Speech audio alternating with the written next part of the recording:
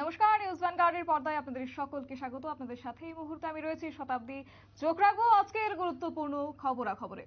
রাজ্যের বিদ্যুৎ মন্ত্রী রতনলাল নাথ নাকি মানসিক রোগী। একেবারেই ঠিক শুনছেন, রতনলাল নাথ মানসিক রোগী। সেই কথাই আজ বললেন কংগ্রেস বিধায়ক সুদীপ রায় বর্মন। রাজ্যের বিদ্যুৎ মন্ত্রী কি মনোরোগী? মন্ত্রী রতনলাল নাথ প্রসঙ্গে বিধায়ক সুদীপ রায় বর্মনের এই উক্তি কার্যত আজ সাংবাদিক সম্মেলন করে রাজ্যের বিদ্যুৎ মন্ত্রীকে নিয়ে এভাবেই কটাক্ষ করলেন কংগ্রেস বিধায়ক। একসময়ের সতীর্থকে ক্ষমা করার আহ্বান বললেন, চাইলেন তিনি, এবং এই সম্পর্কে স্পষ্টত কি বললেন শুনুন।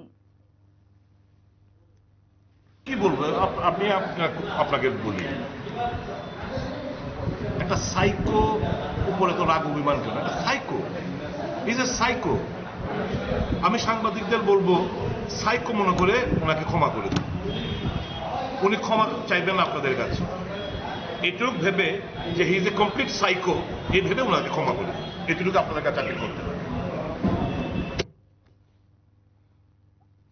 একেবারে আপনারা শুনলেন বিধায়ক সুদীপ রায় বর্মনের, এবং সেই সম্পর্কে সতীর্থকে ক্ষমা করার আহ্বান জানালেন কংগ্রেস বিধায়ক সুদীপ রায় বর্মন। একেবারে সরাসরি সেই সম্পর্কেই আজ তুলে ধরলেন কংগ্রেস বিধায়ক সুদীপ রায় বর্মন, এবং এই সম্পর্কে আমরা কথা বলার চেষ্টা করব আমাদের প্রতিনিধির কাছে। তবে আবারও জানিয়ে রাখছি যে রাজ্যের বিদ্যুৎ মন্ত্রী মনোরোগী, কার্যত এই কথাই আজ বললেন।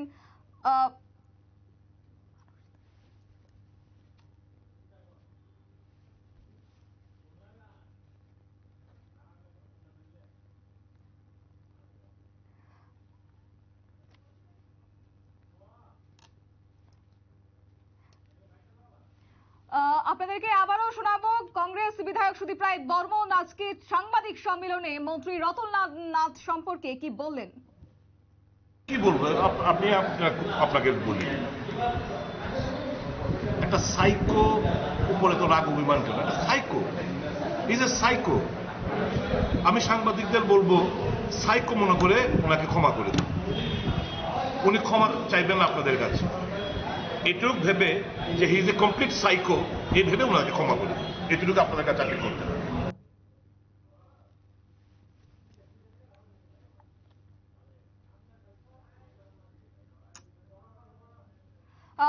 আপনারা শুনলেন সরাসরি, এবং সেই সম্পর্কে আমরা বিস্তারিত শুনে নেব। আমাদের সাথে যুক্ত হয়ে গেছে আমাদের প্রতিনিধি মানুষ দে।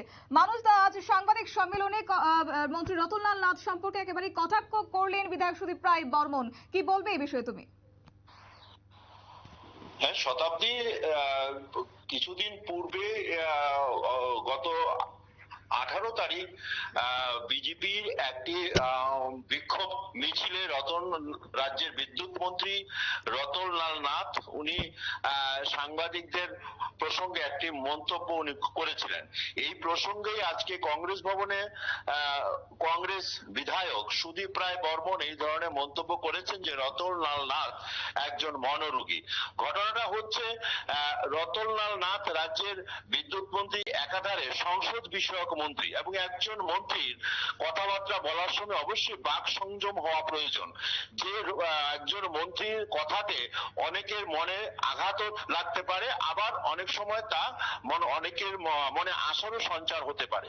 সেহেতু একজন অভিজ্ঞ এবং দীর্ঘদিনের পুরানো রাজনীতিবিদ হিসাবে রতনলাল নাথ মাঝে মধ্যেই এই ধরনের বক্তব্য বা আচরণ করে থাকে, যেটা শুধু সাংবাদিকরাই নয়, এটা সমাজের কাছে অনেক সময় কটূক্তি বা অনেক সময় দৃশ্য দূষণও হয়। একজন রাজ্যের মন্ত্রী তার চলা বলা থেকে শুরু করে একটা আলাদা মাত্রা থাকা দরকার বলে সাধারণ মানুষ মনে করে থাকেন। কিন্তু রতনলাল নাথ একজন দীর্ঘদিনের আইনজীবী, দীর্ঘদিনের আইনজ্ঞ, এবং সেই সঙ্গে উনি রাজনীতিবিদও। এবং এই রতনলাল নাথ রাজ্যের বিদ্যুৎ মন্ত্রী, উনি অনেক সময় যে ধরনের আচরণ বা কথাবার্তা বলে থাকেন, সেটা একজন মন্ত্রীর কাছ থেকে রাজ্যের সাধারণ মানুষরা কিন্তু আশা করেন না। এই প্রসঙ্গে একসময়ের সতীর্থ বিধায়ক সুদীপ রায় বর্মন আজকে যেটা বললেন যে উনি মনোরোগী, এবং তিনি বললেন, সাংবাদিকদের বললেন, মনোরোগী হিসাবে উনি আপনারা রতনলাল নাথকে ক্ষমা করে দিন।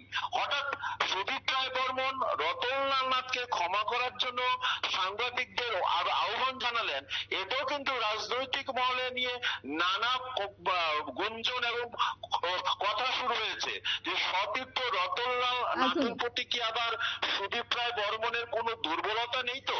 হঠাৎ করে উনি নিজের থেকে বললেন ওনাকে ক্ষমা করে দেওয়ার জন্য। এই প্রসঙ্গে কিন্তু নানা মনে নানা মত চলছে। তথাপি আবারও বলছি, রতনলাল নাথ রাজ্যের একজন বিশিষ্ট ব্যক্তি, আইনজ্ঞ এবং দীর্ঘদিনের পোড় খাওয়া রাজনীতিবিদ। রাজ্যের বিদ্যুৎ মন্ত্রী, কৃষি মন্ত্রী হিসাবে উনি মাঝে মধ্যে যে ধরনের বক্তব্য সামাজিক মাধ্যমে এবং সাংবাদিকদের সামনে বা নাগরিকদের সামনে উনি বলে থাকেন বা ওনার চালচলন এরকম হয় যেটা অনেকেই কষ্ট পান বা দুঃখ পান। তার জন্য একজন মন্ত্রীর কাছ থেকে বাক সংযম হওয়া উচিত, মন্ত্রীর একজন বাক সংযম হওয়া উচিত এবং মন্ত্রীর কাছ থেকে সবাই ভালো ব্যবহার বা ভালো কথাবার্তা বা তার আচার আচরণ যেন সুন্দর হয়, সেটাই রাজ্যের মানুষ আশা বা আকাঙ্ক্ষা করেন। শতাব্দী, অসংখ্য ধন্যবাদ মানুষ তোমাকে।